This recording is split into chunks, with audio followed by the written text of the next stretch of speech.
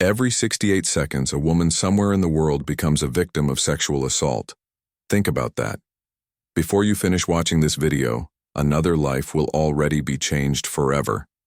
Now ask yourself, what would you do if your worst fear became reality? For many women, the fear of walking alone at night, being followed, or facing unwanted advances isn't just imagination, it's a shadow that never leaves. This is not just about fear, it's about survival, about the constant battle between vulnerability and courage.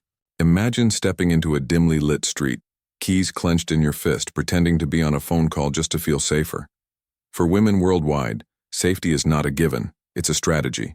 From catcalls in crowded markets to harassment in workplaces, from being judged for their clothes to being silenced for speaking out. The struggle is exhausting and real. Statistics reveal that over 70% of women have experienced harassment in public spaces, yet most cases go unreported because of shame, fear, or disbelief.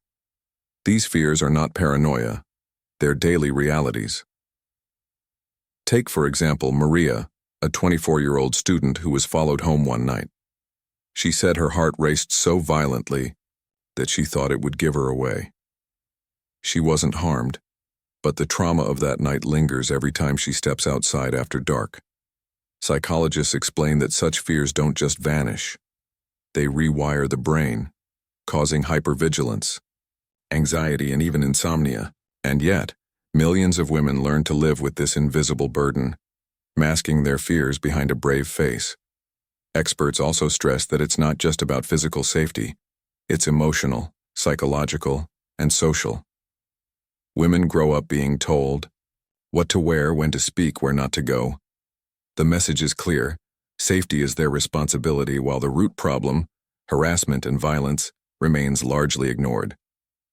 But then, there are voices that refuse to stay silent, like Aisha, who was assaulted while returning from work. She chose not only to report her case, but also to share her story publicly.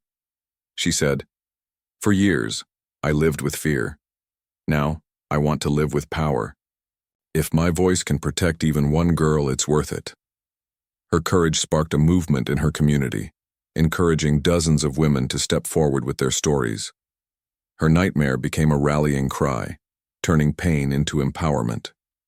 This is the turning point, when fear no longer controls the narrative. Women's fears are real, their struggles are undeniable, and their courage is extraordinary. But awareness is only the first step. We must stand together to change this reality. Now, I want to hear from you. Have you or someone you know ever faced a similar fear? Share your story in the comments. It might help someone realize they're not alone. And if you believe in creating a safer world for women, subscribe for more powerful stories and conversations on women's empowerment.